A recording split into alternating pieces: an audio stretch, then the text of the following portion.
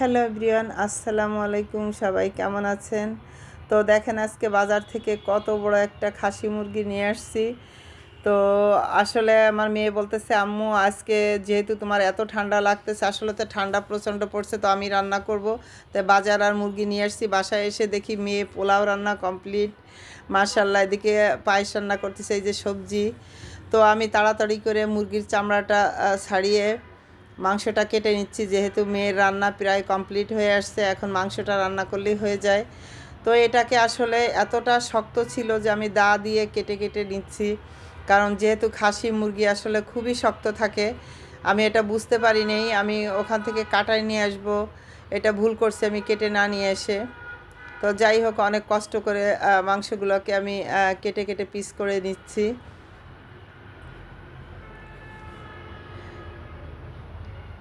তো আমার প্রায় কাটাকাটি শেষ, আর আমি দেখেন এখানে আমি এখন আমি এটাকে ধুয়ে পরিষ্কার করে নেব। আর এই যে গলার হাড্ডি, চামড়া, এগুলো সব আমি ছাড়াই রাখছি, কারণ এগুলো এখন রান্না করব না, এগুলো পরিষ্কার করার সময় নেই।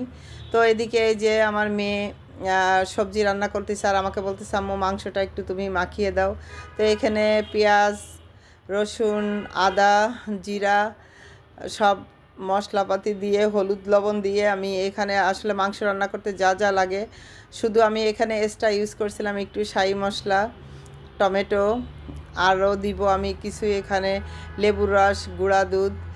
আমার ঘরে ছিল না, টক দইটা ছিল না, এই জন্য আমি একটু গুঁড়া দুধের সঙ্গে একটু লেবুর রস দিয়ে আমি এখানে একটু টক দইয়ের কাজটা সেরে নিয়েছি। দেখতে পারছেন আমি যখন দিয়েছি, আর এখন দিয়ে দিলাম আমি লবণ। এখন মাংসটা আমি ভালো করে মেখে নিব।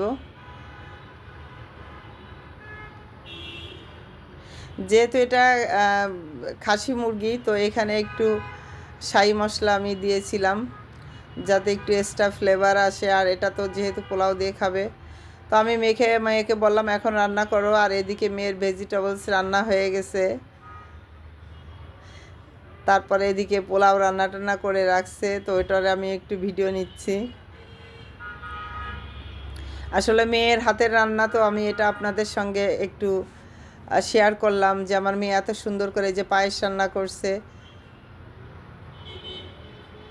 আমাকে বলতেছে, আম্মু তুমি শুধু মুরগিটা নিয়ে আসো, আমি রান্না বান্না করতেছি, তোমার শীতে রান্না করা লাগবে না। মাশাল্লাহ, তোমার মেয়ের রান্নাও কমপ্লিট, এদিকে মুরগির মাংসটাও প্রায় রান্না কমপ্লিট হয়ে আসছে।